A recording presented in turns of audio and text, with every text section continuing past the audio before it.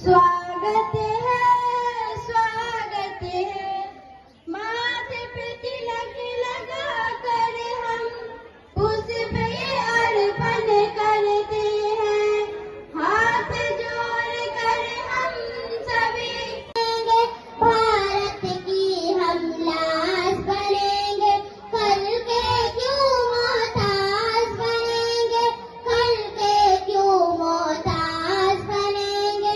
जो महत्वपूर्ण सरकार की तरफ से जो योजनाएं चलाई जा रही है, अन्य हमारे ऑफिसर ने, प्रिंसिपल साहब ने, जो शिक्षक महोदय उद्घोषक है, उन सबने बताया होगा और आप सबको उन योजनाओं का लाभ भी मिल रहा होगा। लेकिन फिर से एक बार हम कुछ बातें उसमें से बता देना चाहते हैं। कमरे को देखते हैं। बिहार सरकार का यह लक्ष्य है कि हमारे सभी जो बच्चे हैं, नव बच्चे हैं, वो सब शिक्षित हो। सिर्फ वो शिक्षा का अक्षर ज्ञान ना प्राप्त करें, बल्कि गुणवत्तापूर्ण शिक्षा प्राप्त करें, वैसी शिक्षा जो आपको एक संपूर्ण उस योजनाओं से अवगत होते हुए उस योजना का लाभ लें। तो आप सब हैं उस योजना का लाभ लेने के लिए तैयार है ना?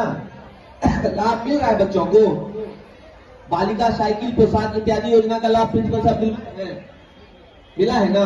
जिन जिनको नहीं मिला है उनका अगर कुछ आधार कार्ड का इशू है, जो भी इशू हो, आप अविलंब करवा दें। सरकार का भी यही लक्ष्य है, सरकार के द्वारा जो राशि भेजी जाती है वो राशि आप तक पहुंचे और आप उस योजना का लाभ लें। ठीक है? और अन्य प्रकार की कुछ चीजें हो, अगर 10वीं की जो बच्चे सेटअप उटअप हो गए हैं, उनको करीब आगे क्या करना है, किस प्रकार अपना जीवन बनाना है, अगर आप चाहें तो प्रिंसिपल साहब को आप लोग रिक्वेस्ट करिएगा। आपके माध्यम से अगर होगा तो एक अलग से 10वीं क्लास के बच्चों के लिए जो 10वां पास करने वाले हैं या कर गए हैं, अलग से परीक्षा के बाद हम एक क्लास ले लेंगे आगे उन बच्चों का एक करियर गाइडेंस के लिए। ठीक हो जाएगा। लाखों लोगों को प्रतिवर्ष प्राप्त होता है वो। अगर जैसे कि उदाहरण के लिए आप चाहते हैं कि आप नर्सिंग का कोर्स करें या ITI करना चाहते हैं या फैशन डिजाइनिंग टेलरिंग का कुछ कोर्स करना चाह रहे हैं फैशन टेक्नोलॉजी इंस्टीट्यूट से, या फिर आप चाहते हैं BEd कर लें, आप पैरामेडिकल की कोई कोर्स करना चाह रहे हैं, आप लैब टेक्नीशियन का कोई कोर्स करना चाह रहे हैं, इन सब के लिए अगर आपको परिवार से फीस मिलने में समस्या है तो सरकार आपकी फीस को अदा करती है स्टूडेंट क्रेडिट कार्ड के माध्यम से। इसके साथ साथ अगर कोई 10वां 12वां आपको बताया ही गया होगा, 10वीं 12वीं और ग्रेजुएशन की अगर आप परीक्षा उत्तीर्ण करते हैं तो आपको क्रमशः 10,000, 25,000 और 50,000 रुपए सरकार की तरफ से एक प्रोत्साहन राशि दिया जाता है। उस राशि से आप चाहे जो करें वो आपको सरकार की तरफ से एक गिफ्ट के रूप में, पुरस्कार के रूप में आपको दिया जाना है। इसके साथ साथ बहुत सारे स्टूडेंट्स होते हैं जो सिविल सेवा की तैयारी करना चाहते हैं, उनको इच्छा होता है कि हम ऑफिसर बनेंगे और देश सेवा करेंगे, उसके लिए भी सरकार की तरफ से प्रावधान किया गया है। आपको पता होगा विशेष रूप से अल्पसंख्यक बच्चे और बच्चियों के लिए पटना हज भवन में कोचिंग चलता है। पता है कि नहीं आप लोगों को? पटना हज भवन में कोचिंग चलता है और निःशुल्क चलता है। वहां से हर साल इस बार भी जो भी BPSC का रिजल्ट आया है तो लगभग 20 बच्चे वहां से पास किए हैं और वो पूर्णतः निःशुल्क होता है। रहने का भी आपका इंतजाम कराया जाता है, कोचिंग भी फ्री में मुफ्त चलाई जाती है, खाना भी खिलाया जाता है, सब चीज बढ़िया से इंतजाम किया जाता है।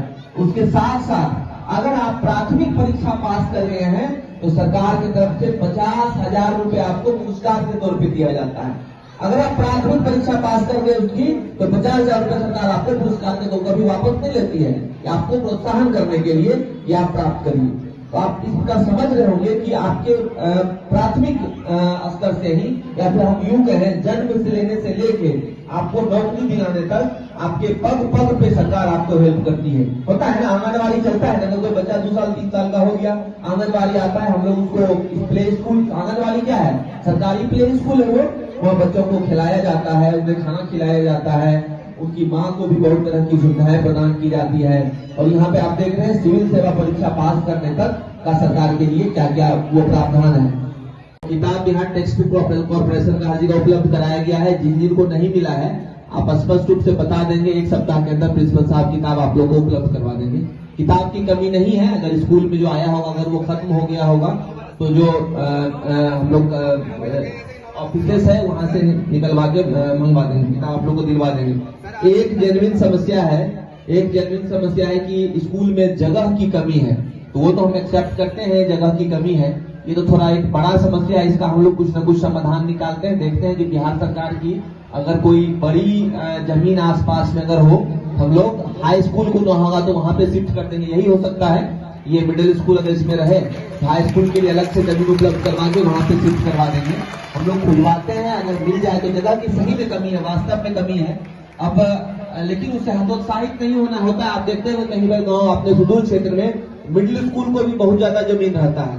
ये तो अपना हाई स्कूल हो गया है तो भी यहाँ पे जमीन नहीं है, क्योंकि ये मेन मार्केट है, तो मेन मार्केट में जमीन का थोड़ा कमी रहता है। लेकिन आप लोग को चिंता नहीं करना है उसके लिए। आप जितना बड़ा जगह आपको है, दिल्ली में इतना बड़ा स्कूल, इतना बड़ा जगह में 6-6 हजार बच्चे पढ़ते हैं, ठीक है।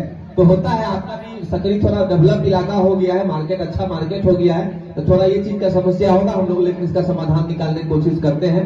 मुखिया जी से हम रिक्वेस्ट करते हैं अगर आपको आसपास में कोई बड़ी जमीन मिलता है तो आप बताइए, हम उसको ट्रांसफर करवा के शिक्षा विभाग को करवाएंगे। है उसके बारे में बताएं और आप सबको प्रेरित करें कि सरकार आपके लिए योजना चला रही है, आपको इस योजना का कैसे लाभ लेना है, उस बारे में जागरूक होने के लिए, जागरूक करने के लिए हम लोग आज यहाँ पे एकत्रित हुए हैं। लेकिन इस सबका फलाफल कब निकलेगा? जब आप लोग जागरूक होके सारी योजनाओं का लाभ लें। सरकार आपके लिए इतनी अच्छी योजनाएं चला रही है, अगर आप जागरूक नहीं होंगे, आप लाभ नहीं प्राप्त करेंगे, तब तो हमारा प्रयास सफल नहीं न माना जाएगा।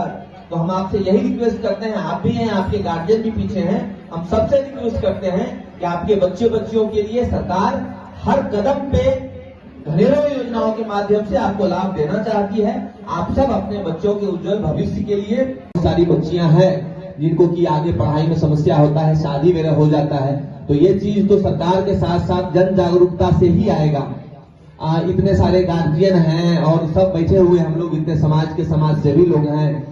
बच्चियों को अगर हम उनके उम्र में पढ़ने नहीं देंगे, उन्हें अगर पारिवारिक समस्याओं में उलझा देंगे, फिर वो जो गली है वो खिल नहीं पाएगी, उनका भविष्य अंधकारमय हो जाएगा। तो हम सारे गार्जियन से रिक्वेस्ट ही करेंगे, सरकार की तरफ से तो अलग प्रावधान किए गए हैं, लेकिन वो दंडात्मक ज्यादा है, लेकिन ये चीजें जो है सामाजिक समस्या है, ये कोई कानूनी समस्या तो बाद में आता है, तो इसको समाज के स्तर से ही निपटा जाना चाहिए। हम सबको, सारे गार्जियन को और सारे बच्चियों को ये समझना है, बच्चियों को ये समझना है कि शिक्षा आपका मौलिक अधिकार है।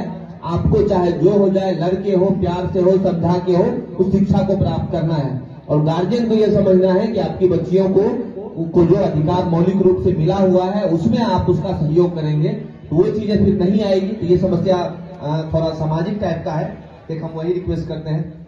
दूसरा एक यूथ वेलफेयर एसोसिएशन के तरफ से है कि यहाँ पे उच्च शिक्षा के लिए अवसर का उपलब्धता एक समस्या है, इसलिए गर्ल्स का एक कॉलेज की स्थापना हो।